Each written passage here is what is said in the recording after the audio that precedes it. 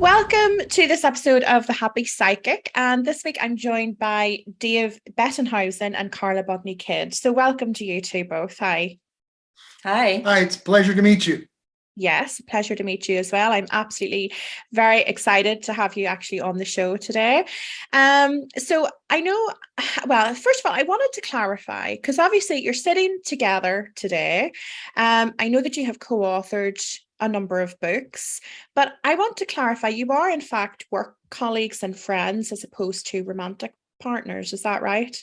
Yes, that's true. Yeah. Okay. I wanted to double check just to make sure. So my understanding is, and I am so intrigued to find out more about your story, that you guys were meditating for stress relief. And you ended up opening this spiritual portal. And Dave, I understand that you are a mystic and you communicate with spirit and you're one of your guides in particular. And you have discovered that you have all of these past lives together. I know that that's a very short version, but like I'm just, my mind is a bit blown. Yeah. So, Gemma, we'll kind of go through. We were burned out in the office. I'm a physician. Carla was my office manager. We've known each other for 25 more than that years. Best of friends. I did get a divorce, but she was actually at my wedding. Lots of different things. So we've known each other for a long time. And I became very grouchy. We started electronic medical records in our office. We hated it. And I became so despondent at times that Carla came in one day and just kind of. Well, I basically just said, okay, either I call a counselor and we get some help for you, or how about we try meditation? I had been reading in a magazine all the benefits of meditation.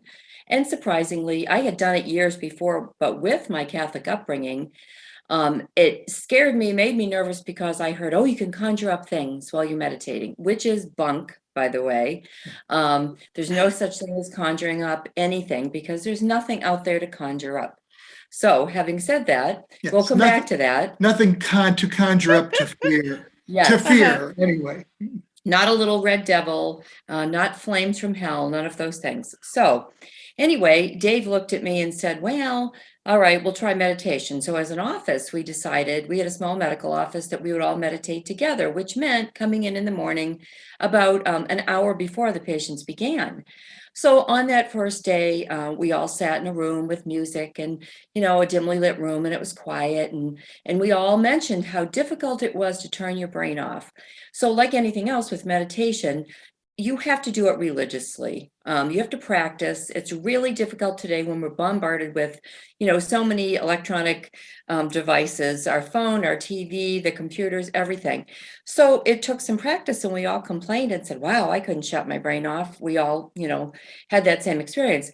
Then the next day afterward, we all commented on the fact that we saw lots of different colors of lights. All of us saw different colors of lights, which was interesting. The third day, the girls said, we're not coming in early. We'll do it at home.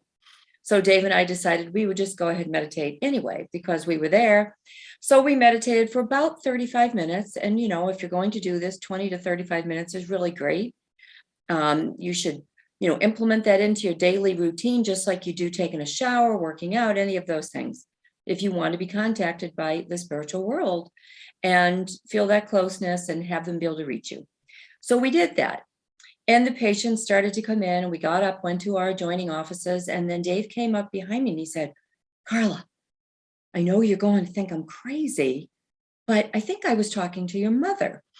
Well, he got my attention. My mother had died like 18 years previous. He had never met her. She died of a brain tumor. And the only thing he really knew about my mother is that she died of a brain tumor. And so I said, well, why would she come to you and not me? So he said, well, she was really funny and she kept showing me a shoe. And I said, a shoe? So I went to the computer and I Googled ballroom dancing shoes, and maybe 60 or 70 pair popped up on the screen. And I said, which one? And Dave showed me the exact shoe, an open-toed pump. My mother had worn those her entire life for ballroom dancing and like to church or for dress up. So first of all, for him to get that, it was, like an aha moment. And then my sister also worked in the office, and she brought up a picture of my mother. And it was my mother in her 40s. It was right after she had been married the second time, and she was really happy. And she turned it to Dave, and he looked and he shook his head yes. And he said, that's who I was talking to. And he got real emotional. And we said, why are you emotional? He said, because it was a very emotional feeling. And so, those were two aha moments. And we wanted to just keep meditating. We thought, okay, if my mother will come to you, who else will come to you? But the patients were here. What a nerve. So, So we ran down the hall, started seeing patients. Everybody's like running around in the office, peeking back in. Do you think we can meditate at lunch? And I'm like, okay, I'm already still not sure what's going on. I think I may be crazy. Let's try to survive the day. Dave had no idea that he had this ability until that day. I was just going to ask that, were you ever aware of any kind of mystical ability? But that was the first Never. occasion. And how did that coincide with your medical background? Obviously, medical being entrenched so firmly within the scientific world. So it did, Gemma. It made me start to question everything. In the middle of all this, we started to do lots of different research.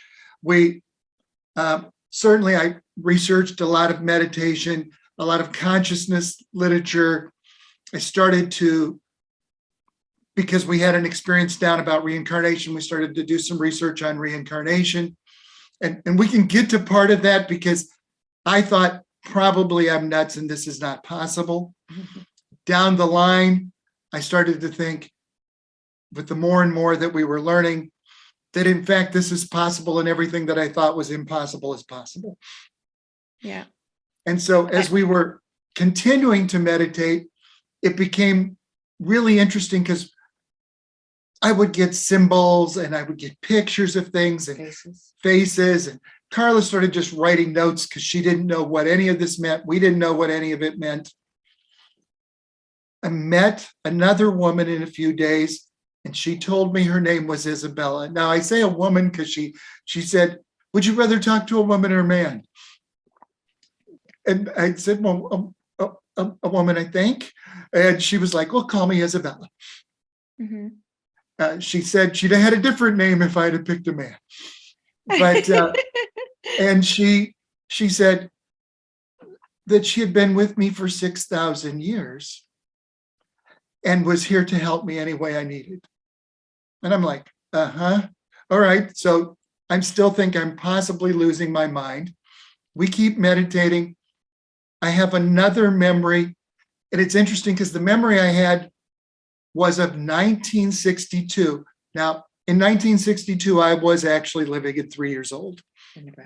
In Nebraska. And my father packed us up in this little blue sedan and we drove all the way across the country. It seemed like forever. I got earaches in the mountains. We drove across. We ended up in Boston. And I'm telling the girls the memory that I'm having during this meditation. And they looked at me, when were you in Boston? Because Carla and Paula were both from Boston. And I said, well, I went to school. And the memory I have is very interesting because I remember going to the beach. And I'm running on the beach in Boston, screaming and yelling. And I'd never seen the ocean because I was from Nebraska. The ocean wasn't anywhere close. I'm running on the beach. And suddenly this little girl pushes me down and sits on my chest, yells at me and tells me to be quiet. I'm bothering her family. She jumps up. She stands there. She's got on this little two-piece blue ruffled bathing suit. And Carla stops me because we met in 1996.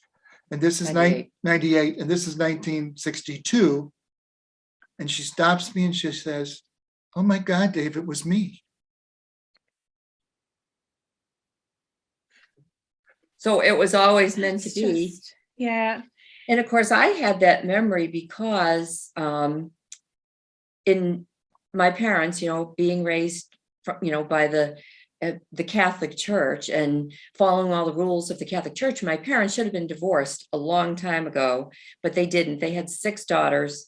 I was the youngest, and they were always getting separated and getting back together. And that particular day, We didn't have a car. We were not well off. My father rented 2 cabs and we all went to Revere Beach. And that was quite a drive because we were from Dorchester, which is South Boston, and Revere is on the north side or kind of northeast. So we went that day, and for whatever reason, when we got out of the car, I didn't have my bathing suit. Normally, I would have inherited one from one of my sisters. So we all went across the street, and I got my first brand new 2-piece blue ruffled bathing suit, and it was etched in my mind forever. So when he described this bathing suit and everything, my sister and I stood there like, how could he possibly know these things? So another aha moment.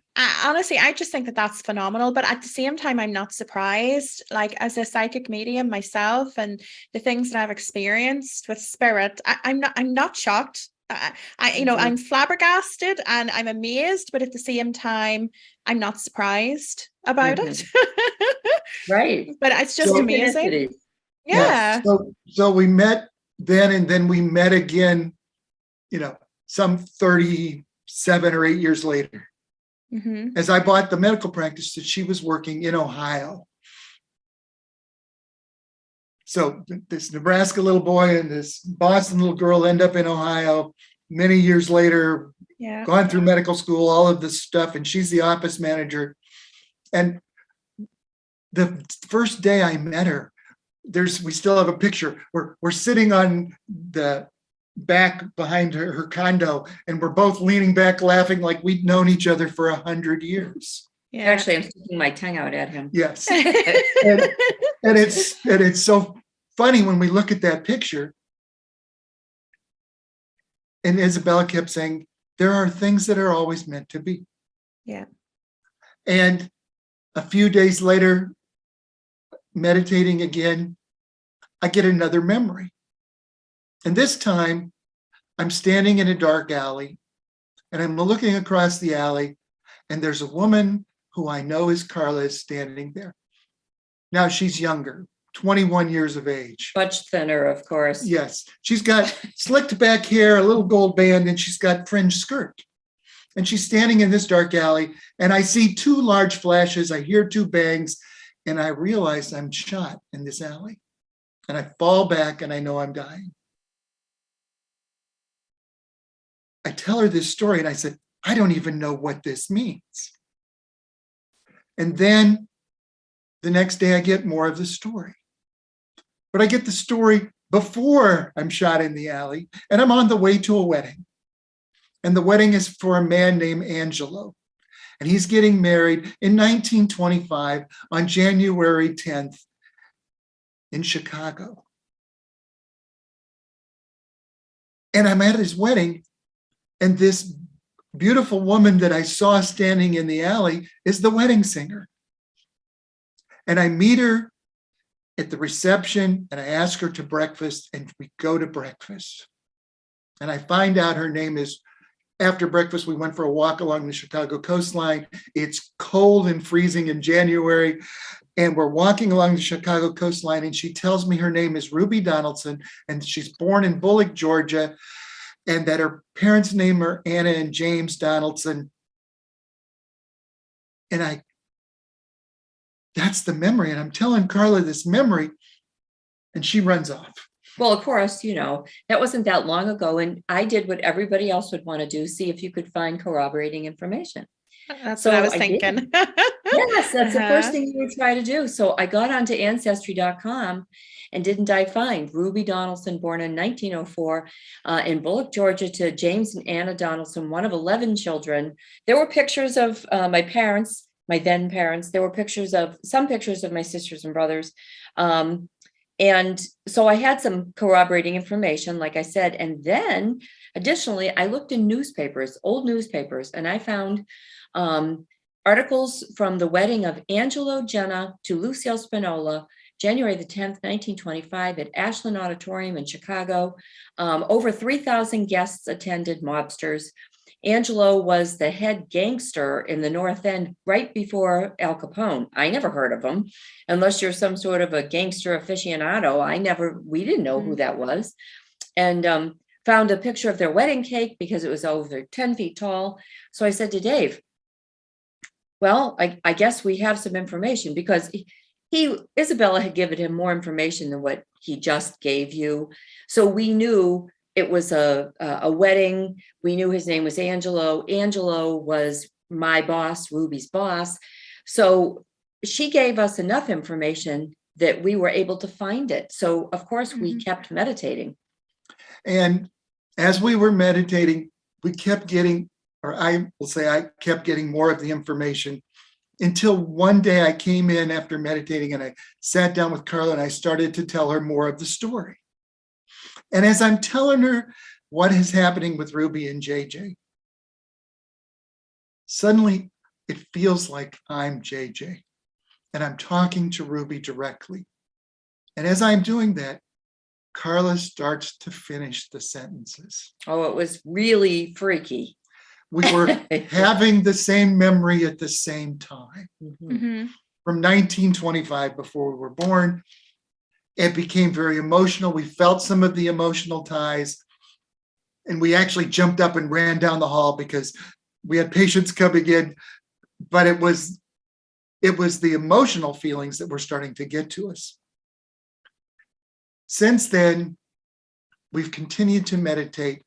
We found 42 of my past lives, 34 of Carla's, and we found that we've had 29 past lives that we've shared. And do you think that there's more than that potentially as well? More than the 29? This is what Isabella says. These are all of our lives, and we've documented them out in all of our books, and over a 6,000 year period since about 4,000 BC. Yeah. I do find it fascinating. And I know that you're saying about the emotions that you felt, but as you're talking, I'm just feeling really, really emotional just at the fact that, I don't know, I guess that just have found each other again after all of those years and become aware of the soul connection that you share, something that so many of us are just unaware of in this lifetime. And I think many of us would question even if we were aware of it. Which you shouldn't. And therein lies the problem. I mean, if you have in your mind that you're looking for a certain connection with a certain person, I mean, they're setting it all up so you will meet everybody you're intended to meet, all parts of your soul group, whether it's a family mate or a karmic mate, because, you know, you have business with them. They're either going to help you or test you. Yeah. And that is definitely my firm belief as well, you know, that without doubt, if we're meant to have somebody in our lives or we're meant to cross paths with somebody, there's nothing that we need to do to worry about it, because the universe and spirit will just make it happen. And I even question how much free will we have. I really don't think that we have as much free will as what we think. Oh, Gemma, we love you. Yes, I like your approach. Now, so Gemma, because you were asking some questions, but you asked that one. So we do have freedom of choice. On Earth. But the reality is you're going to be drawn together. Now, you may choose not to become involved, not to know each other, etc. And in fact, sometimes you need to choose not to be involved with someone because they may literally be toxic to you. Because again, you're here to test others or to help others. And one of your choices may be to avoid someone who you've had karmic relationships for thousands of years. And can I just say, in our third book, which is called The Manual, for obvious reasons, because I never got the manual, I don't know about you, but it does detail in there the ways that you are drawn to your soul family. Because all of those people you come in contact with are your soul family, either karmically or, you know, to help you. And so it's astrologically, it's through traits and archetypes, it's through your elementals. So you're naturally going to be drawn together. And then it's up to us here to do what we're supposed to do, either walk away or make it right or take the help. And it's really the way Isabella has explained it to us. We have to have an intelligent designer because none of us could come up with this. Yeah, I agree. And so like you said, Gemma, there's as much free will as you need, but part of this is predestined. And so somebody controls that. Yeah, it's definitely been my experience that there are certain things that are destined for us. Sometimes, we've been involved in the design of that with others before we've actually incarnated, but also that spirit will intervene as well and actually bring people onto our path that will be a good match. So maybe it wasn't destined or written in the stars, but for whatever reason, they know that this person will help us fulfill a part of our life contract or help us learn a lesson or whatever it might be. So although it might not be certain or set in stone, there will be a strong chance that you and this person, for example, will come together and you will, Right. go forward at some kind of a connection. And I find it so fascinating, and I learn so much every day reading for other people and with the connection that I have in my, in my coaching work. And it just never ceases to amaze me. I just find it amazing. So Gemma, one of the things you asked, Gemma, sorry, It's okay. one of the things you asked earlier was, how did I deal with this as a physician? Yeah. So, of course, we went out and started to explore everything because I had to find that there was something here that I wasn't crazy. So first, I went out and looked at a lot of the reincarnation research. There's a lot done at the University of Virginia Department of Perceptual Studies. Jim Tucker, Jim Matlock, even Stevenson have been doing this since the 50s. They have about 2,500 kids that have spontaneous memories because they know that 3 and 4-year-olds can't really be coached. So they have some spontaneous memories where they've gone back and verified that these kids have the same memory. People have heard famous ones about airline pilots and et cetera, where they've gone back and they were Japanese in the war. And there's a lot of stories like that. There's a lot of much more simple stories where just a small child says, well, I remember my wife so-and-so, and they find that woman because she's still alive. In India. And then they go back, and that small child, they show pictures of his wife, and 6 or 7 people, and he picks out the picture of his wife. He picks out the picture of his house. He picks out the picture of his dog. Mm-hmm. He knows people's names. And when they take the small child back to that community, the child, they'll go to that home, open the door, and he says, hello, Jean. Like, you were my wife. And he knows them already. You can't coach a 3-year-old to do that. Mm-hmm. Those kind of things are out there. Then, of course, there's a lot of past life regression, near-death experience things that all have very similar components that these children have. Same kind of memories. They have intermission memories. They have memories that when you start to line them up, the story starts to be consistent, whether you have a spontaneous memory during meditation, whether you have a past life regression, whether you have a near-death experience, or whether you're an uncoached 3-year-old who says, I met a spirit being who helped me guide me on my next life and told me who my parents would be. Yeah, it's just The incredible. stories are so consistent that you start to see those things. And then, of course, we had lots of religious questions. So I went on that quest also. Yeah. So how did it conflict? Because obviously you're both from a Catholic upbringing. So what are your beliefs, or what were your beliefs prior to these experiences around reincarnation? Well, I believed, Dave did not. I always questioned because as a child, I was Catholic until I was 9. My parents finally got divorced. My mother became Mormon, of all things. And they actually do believe in reincarnation, but I was not aware of that while I was attending the Mormon church. And then Methodist as an adult, and nobody answered my questions. Okay. There were still things that didn't make sense. And I'll just throw this one out there. This is one in particular. Adam and Eve. Who did their kids marry? Okay, it was incest, or there had to be another answer, correct? That's just one of the samples of questions I always had, and nobody would answer them. They'd say, you just have to have faith. No, because God gave me a brain to use, so I think I'm supposed to use it. And they did. My quest slightly different than that, because I was very entrenched as a Catholic little boy. I thought for sure one of my potentials would I would grow up to be a priest, because that's how you were trained from day one and all of those kind of things. You know, even when much like Carla said with her parents, when I finally got a divorce, I thought it was horrible because no one is ever supposed to have that happen. None of that are things that I believe, because we're supposed to be tested and we're supposed to be our best self. And if you're not in your best self and you're married, you should become unmarried. Mm-hmm. I mean, it just makes sense. But take the lesson and move on. Yeah. Yeah. But as I started to research this, found out that actually that reincarnation was a tenet of Judaism and still is for those who study the Kabbalah. In fact, there's concepts that in Judaism related to 613 actual real commandments that are in the Bible. They call them mitzvahs, but that you have to continue to live until you finish all 613 is a Jewish tenet. If you look at Catholicism, you find that it's still at 200 AD, 170 years after Jesus.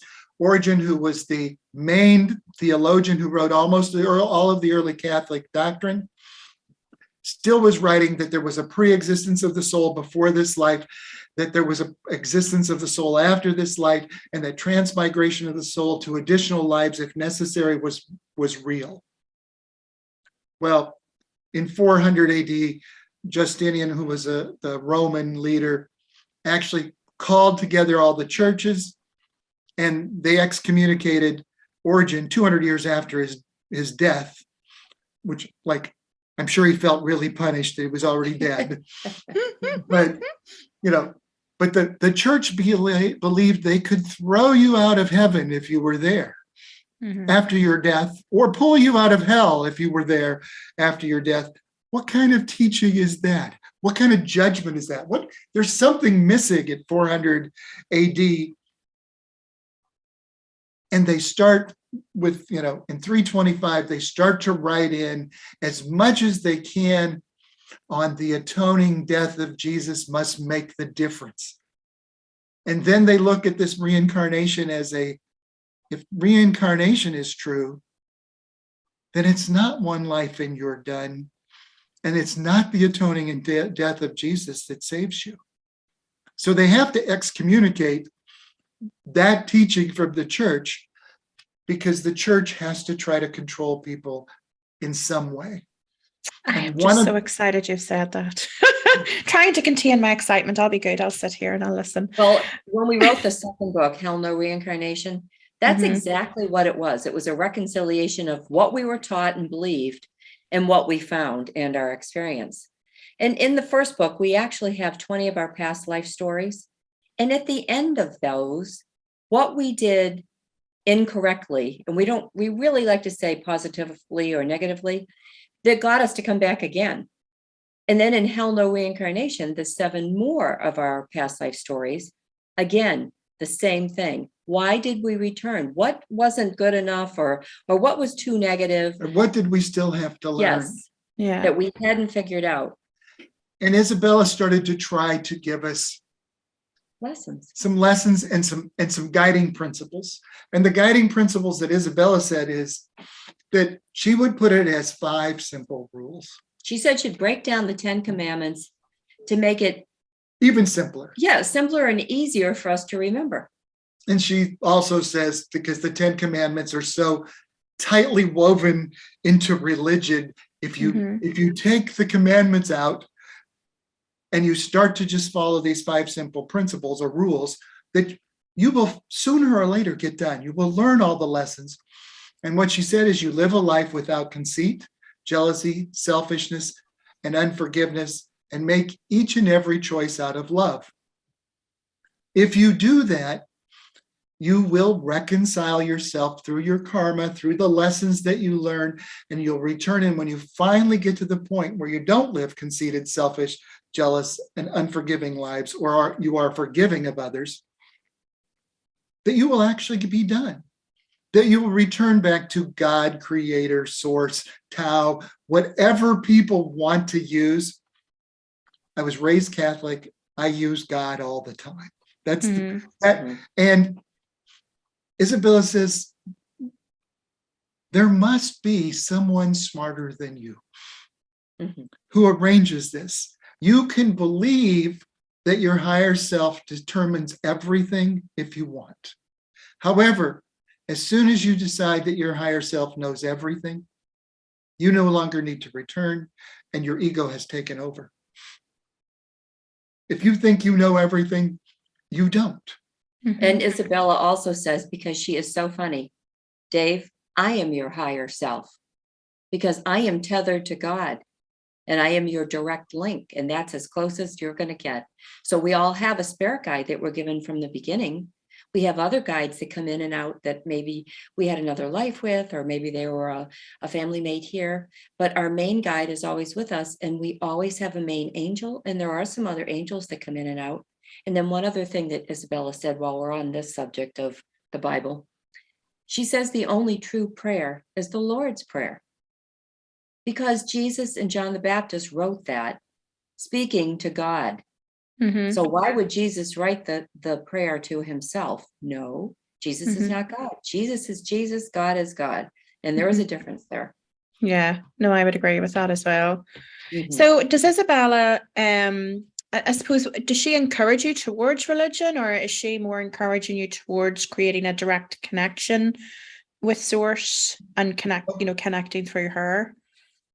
Correct. Isabella would encourage you to meditate and try to reach Source yourself. Try to get that pure sense. Follow the 5 simple rules.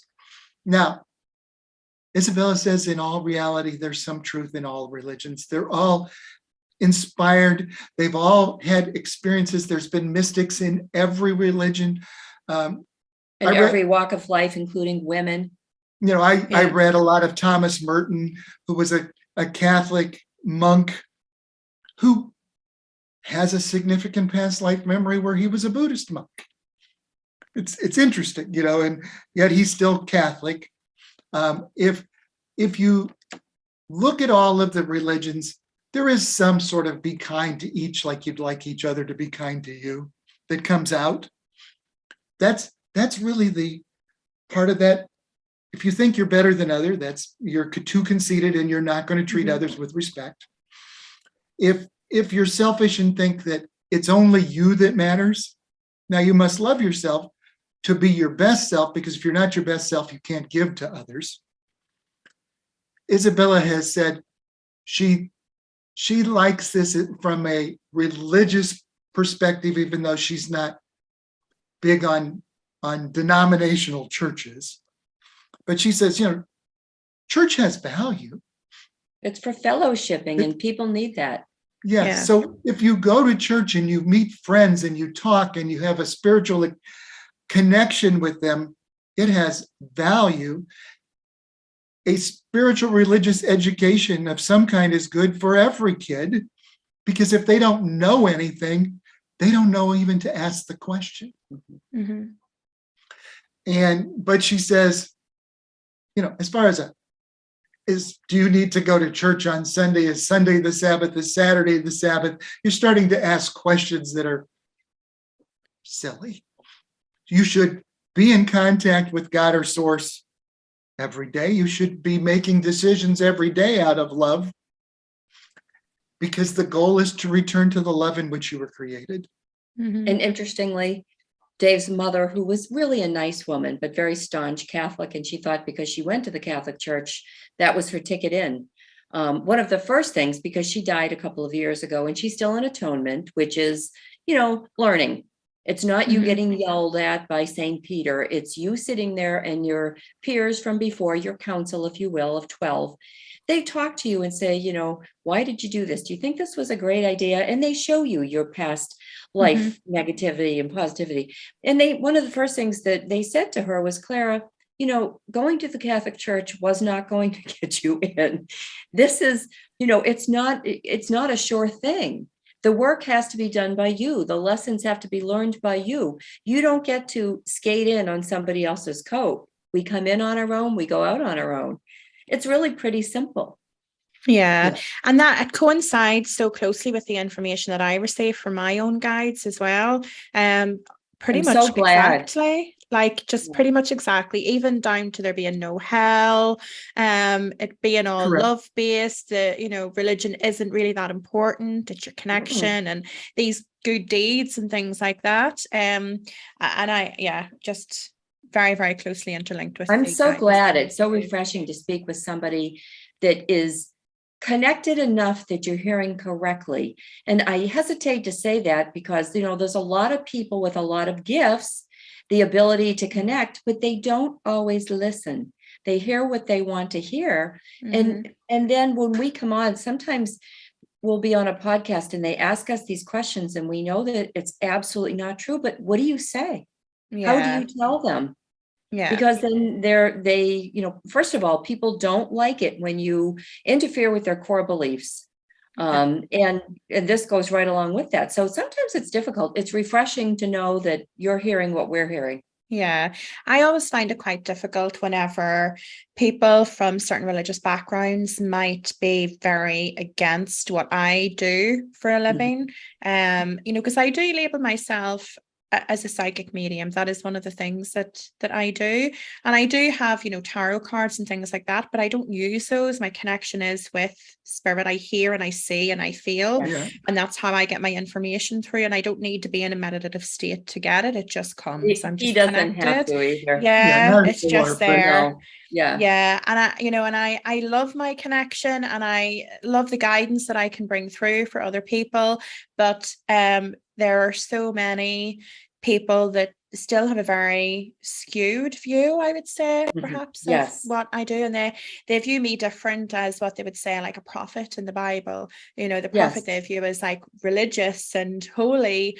And it was okay what they did because it was in the Bible and it was God. But mine, I don't know, for whatever reason, they feel like it's coming from a bad source or from I know, isn't that from the it's devil such or a shame? Yeah, Yeah, the and devil. and What a joke. Gemma, when you go back into the Bible, and I get in such conversations with people at times, and they really haven't tried to read, and part of it is that we don't see it in its original Hebrew anyway, which is a problem. Yeah. So it's been translated so many times.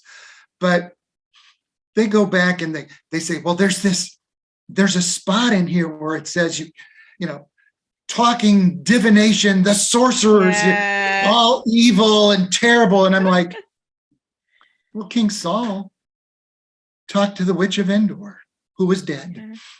Okay, that was biblically okay. He talked to Samuel, who was one of the prophets who was dead. That's biblically okay. Jesus talks to Moses and Isaiah on the mountain. That's biblically okay. And they're dead. So apparently communication with the dead is not illegal. It's not non-biblical. In the Bible, it talks about people who were born before Abraham talking and meeting Abraham again after they were dead. That doesn't sound like spiritual mediumship. There are people in the Bible or the Quran, or many of those things, that are speaking to angels, and nobody considers that to be some horrible divination. Until Paul comes along, and Paul wants the power. And Paul says, I talked to Jesus, and this is what he told me, and this is where we're going to take this story. Well, that's a little change in the plan. And Paul says, we're going to save everyone. So being Jewish isn't really important. Doing this is not really important. The law that we've lived for thousands of years is not important. Just believe that Jesus was here and that you're all saved. And if you're saved through him, you don't have to worry about anything and you get to go to heaven. Well, they basically said, all the rules we've lived by forever don't count.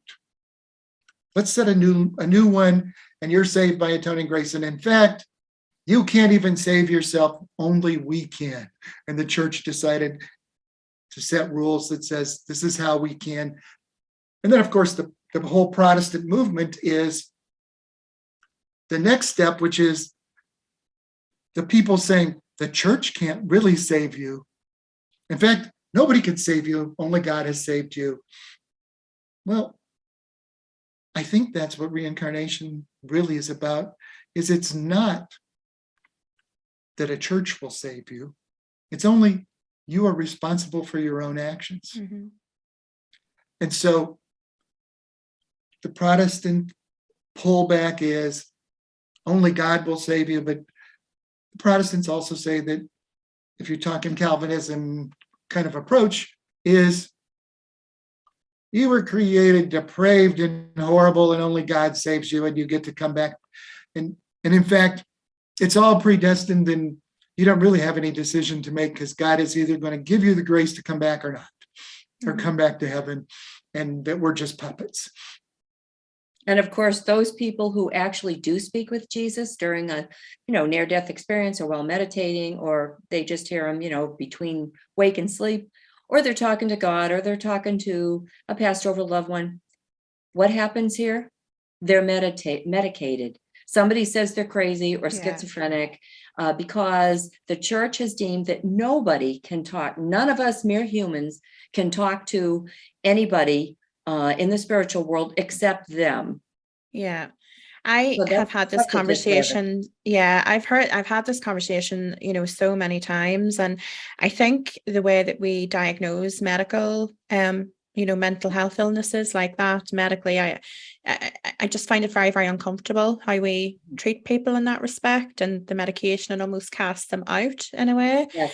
And I have told this story a few times actually, but it's always stuck in my mind. But I was doing a private reading for a lady, and one of her questions was just, her son wasn't well. That's all that she said. Her son wasn't well. Has he received the correct diagnosis? But I was being shown the diagnostic tool for mental health. So I knew that it was something related to his mental health that he had been diagnosed with. I was being told that really his diagnosis could have fit into any number of brackets. And my guide was telling me that it's irrelevant, because actually they're all sort of treated with similar medication, and it's trial and error to really get the medication to where it needs to be.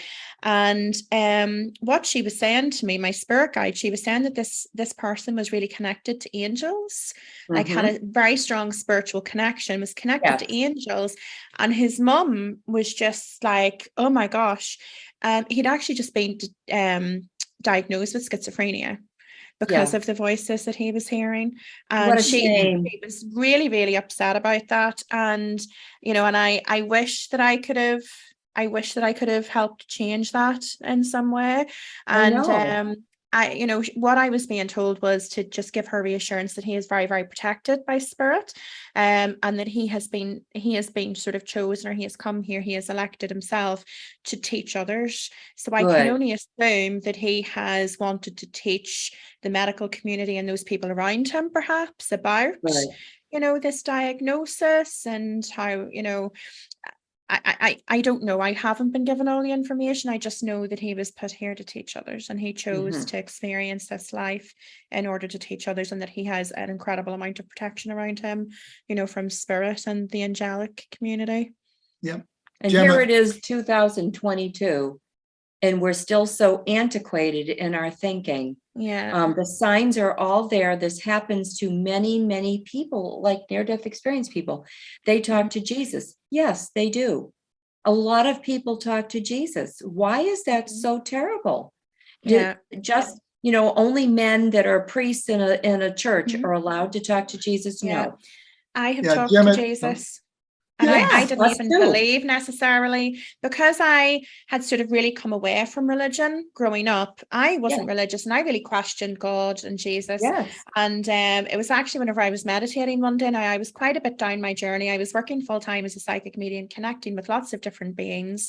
But whenever he stepped forward, I was like, gosh.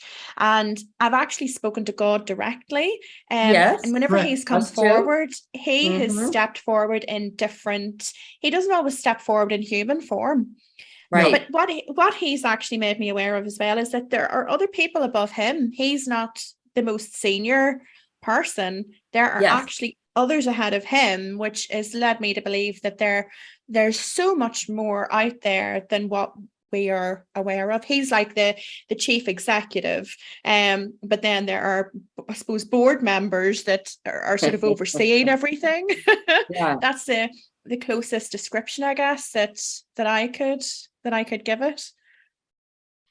So there, I don't remember. I was going to say something that mattered, and it doesn't matter because I can't remember. Yeah. Sorry, I just got so excited. I shall end. Jesus is so funny. Jesus is really funny. Yeah. And, and it's a shame that people are so afraid of anything. Here's a really good example. My neighbor who moved not too long ago, like 87 years old. And I never had the discussion with her until after she moved. And she was many states away, and I started to send her our books. And she read the first book, and she called me and she said, Carla, I've been talking to my spirit guide for years, but I never told anybody because I thought they would think I was crazy. 87-year-old woman. I loved it. And I always thought, she went to church and did everything she was supposed to, but that happens a lot, but people are afraid to come out and speak up. Oh, I know what it was, Gemma. So this is Gemma. It's okay. I keep saying that I don't. I'll change my name. It's Gem. Gem. She's a gem. That's absolutely right. Yeah. So the other thing Isabella's talked to us about, and again, being in healthcare, this was actually very comforting. Many people, as their dementia worsens or their Alzheimer's starts to worsen, Isabella says, don't feel bad. As they let go of the connection to this world, they are pulled in and connected to the next world. Don't you They are love it? so protected. Yes. So even if their health is deteriorating, do not worry. They're every day in connection with their loved ones, with God, with their angels. They just aren't connecting with you anymore because they're ready to go. Mm-hmm. It's a beautiful thing. It is. It's a They're shame not that people alone. cannot know this and understand it. It's I spend so much time now communicating with spirit. I almost want to communicate with them more than what I do with humans. Isn't that weird? I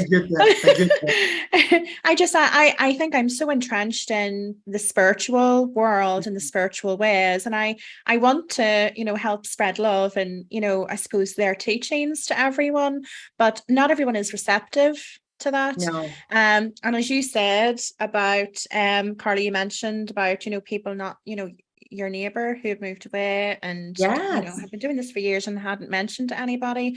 I really struggled as well because I haven't always been this way. I really struggled with the idea of coming out, I guess, coming out of the psychic closet. That's and right. it was very, very hard because I didn't want people to view me as this crazy person or be concerned about me and my mental health or anything like that. And that is really what I got from a lot of people and still do to some extent.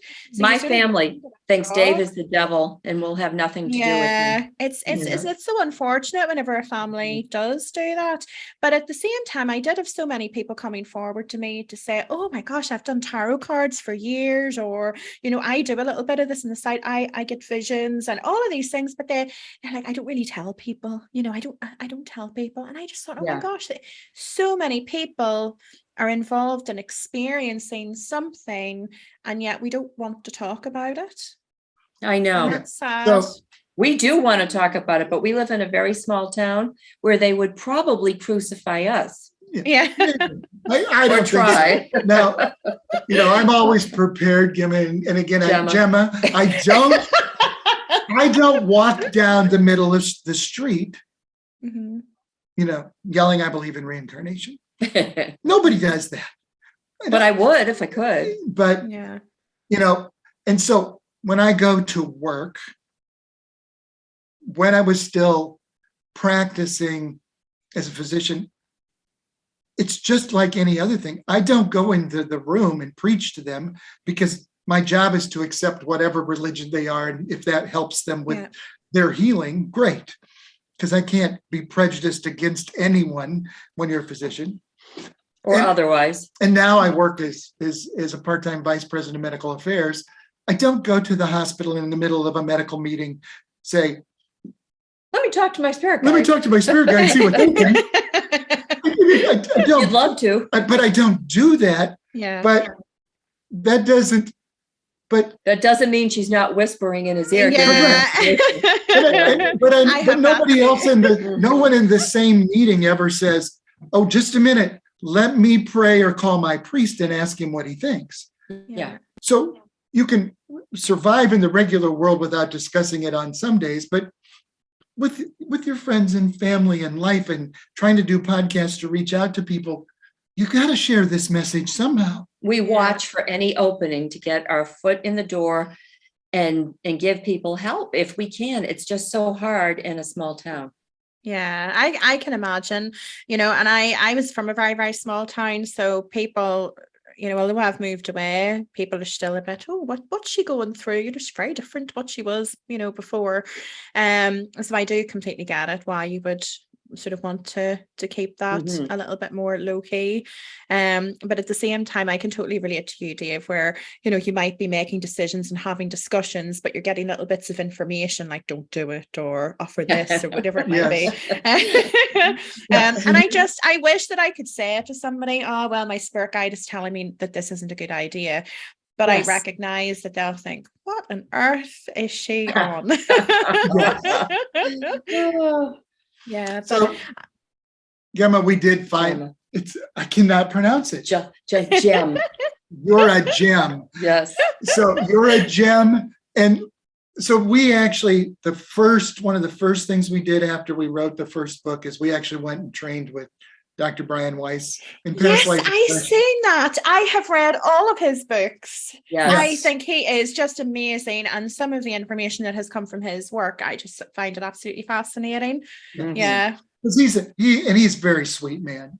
He's absolutely wonderful, very nice. He's down to earth. And again, from the medical background, I love his books too, because even his experience, which is not particularly spiritual, he didn't fall into this. He was like, just using hypnosis, and people went to a life before this one.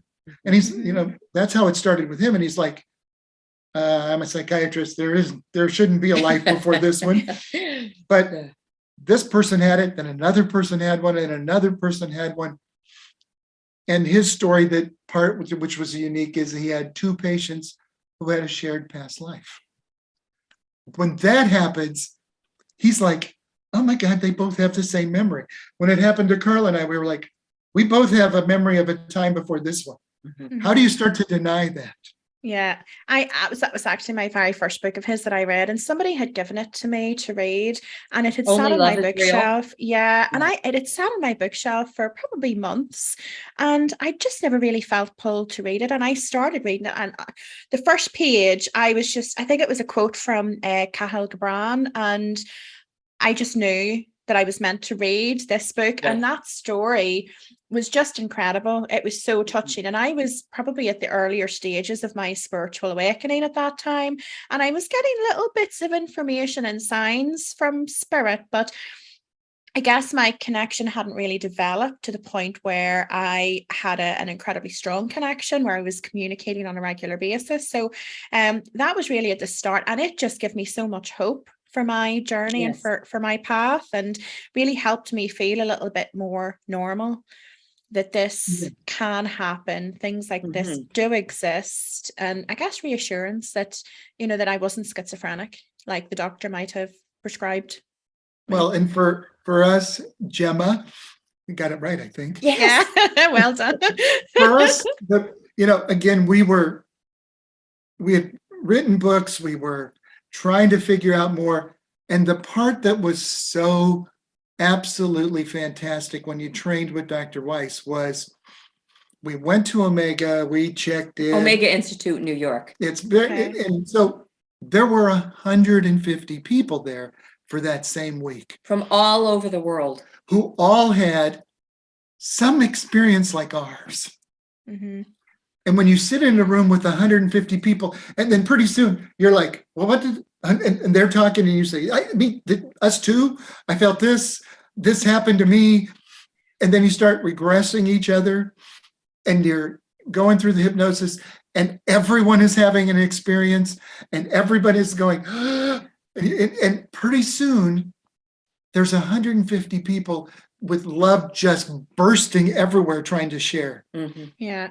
Omega has a lot of other open people that come there and teach. And so during some of those things, a spiritual shaman with some Indian background showed up and sat in Dr. Weiss's room and listened to him and shared a couple experiences and then walks out and goes to teach another class. And so when you're there, you suddenly realize that this is blossoming around the world, but it's blossoming like these little pieces. Yeah. And Slowly. And so we started having to make sure the books were published, make sure we started speaking on podcasts, make sure we were reaching out, because it needs to be a discussion that's not abnormal. Yeah, I agree. Needs to be something that's just every day and that is acknowledged. And I think that a lot of people still have the perception that it's a bit woo-woo or it's a bit this or That whatever. came from Hay House, by the way. Did it? Yes. Yes. So I don't think of it as woo-woo. I think of it as a spiritual experience.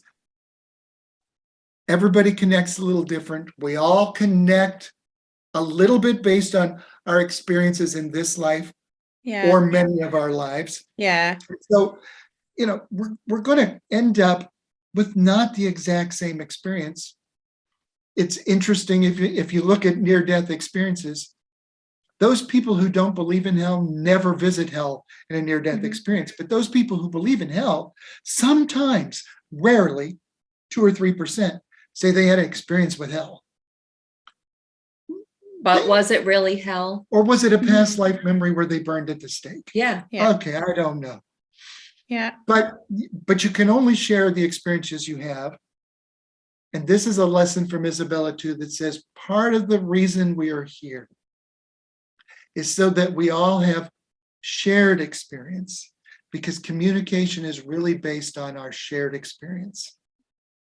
Someday, when we no longer need to speak, it's the shared experience that we've had that will be our communication. I will be able in heaven or the spiritual world or the other unseen realm or whatever people want to call where we return to, share my thoughts, which I have developed because I can speak the color blue. Yeah. And because I can feel love because I had a life. You can recognize a dog. And I can recognize a dog because I've met one. Okay? Yeah. So someday when I'm speaking to you, because we both passed, we can both remember our dog and share that memory. Or we can remember our loved ones and share that memory. Or when we see each other, we will smile because we were on this podcast. And that's such a lovely thought. It's such a lovely teaching, I guess, and such a lovely way for us to live our lives. But I guess one that we rarely consider whenever we become so entrenched in, the human form and the earthly material world. Here's a question for you. Obviously, you've talked a lot about the lives that you have had in the past. Have you ever come across a life which wasn't on this earth, that was maybe somewhere different, or you weren't in human form? We have not. Neither one of us have had any experience. And Isabella says that our first lives 6,000 years ago was our first experience, and it was on Earth. Okay. Do you think that you've had any past lives anywhere else, or what is your belief around other places other than Earth? So I'm going to tell you what. First of all, Isabella says we're all alien. We're all not from here. We're all alien. Yeah. And Isabella says there is no other life on other planets that would communicate with us and or would reincarnate into us yet. Okay. She says the spiritual connection that we have with the human body is part of our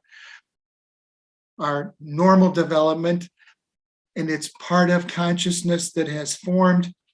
the ability to perceive under taste, smell, touch is part of this experience, which is what the soul needs, the consciousness needs, and to be able to develop that telepathic communicative thing is we have to have something to share.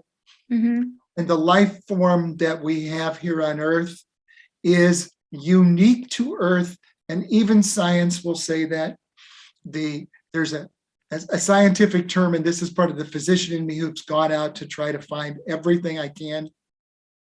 We are fine-tuned by a thing called the alpha constant, which is only on this planet, and the alpha constant changes as it gets farther away in either direction from this planet. It gets larger in one direction and smaller in the other. So if there are life forms on other planets, they won't be humanoid, they won't be carbon-based, they wouldn't be anything like we are. They probably would not be water-based, they would not be oxygen using, they would have to be different because it's fine-tuned to this time, space, and point. Yeah. And that's part Yeah. of science at this Mhm. moment. Also, they could never travel here because they would still be under the same scientific limits that we have.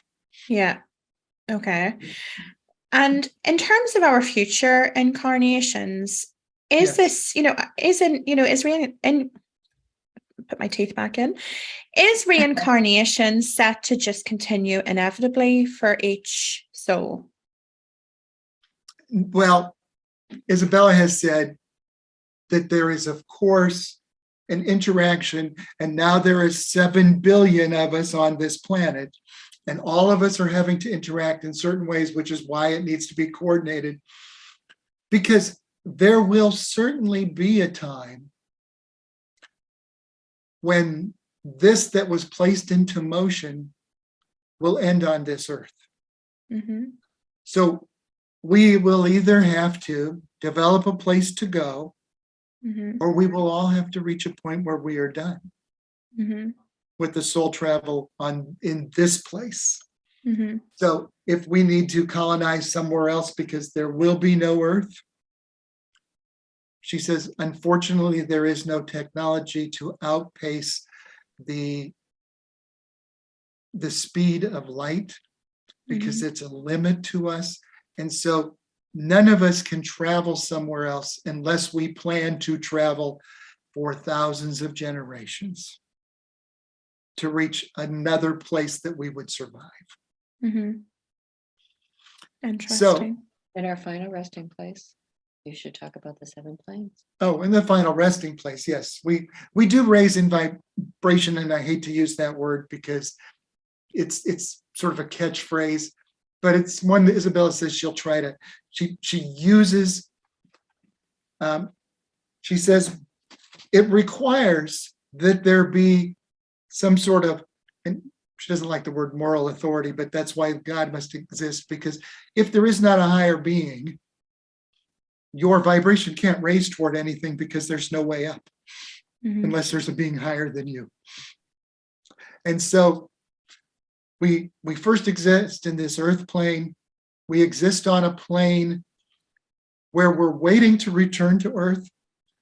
We exist on a plane where we go to atonement, or we try to learn lessons and then return to plane 2 and then return to the earth plane.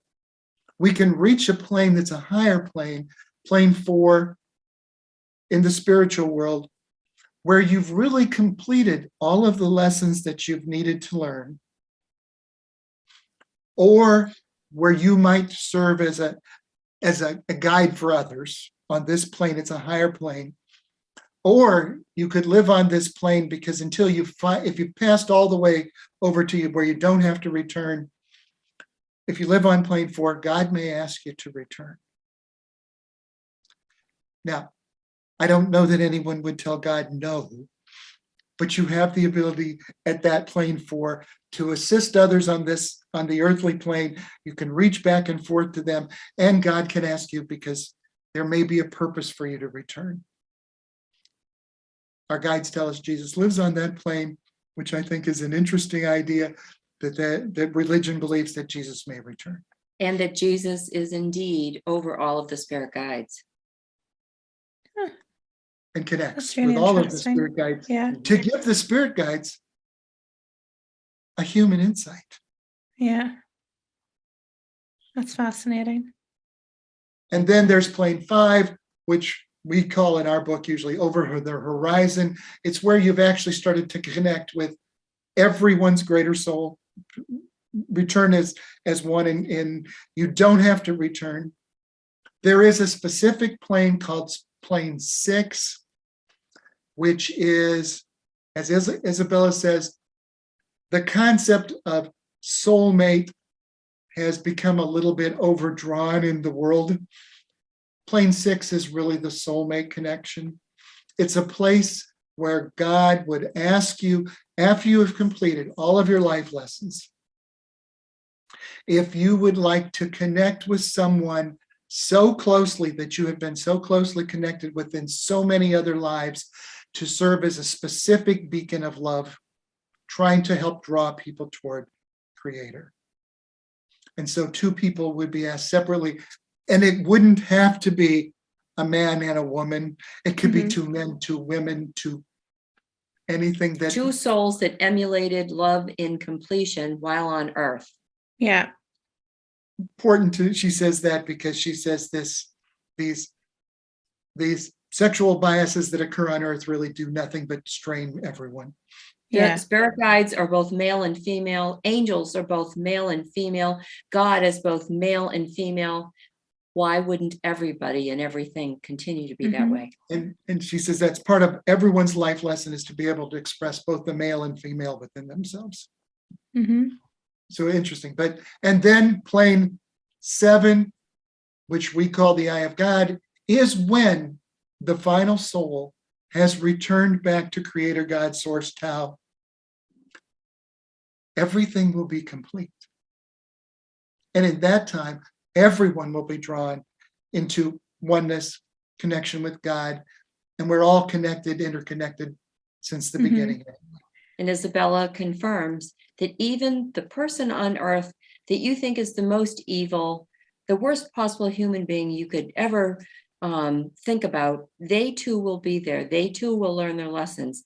They too have been going through little role playing on earth like all of us do. We've all been saints and sinners. We've all been kings and queens, rich and poor. We all take turns doing this. And yes, we all will be on plane 7 together. Yeah. And that has actually been my experience as well. Yes, Yeah. yay.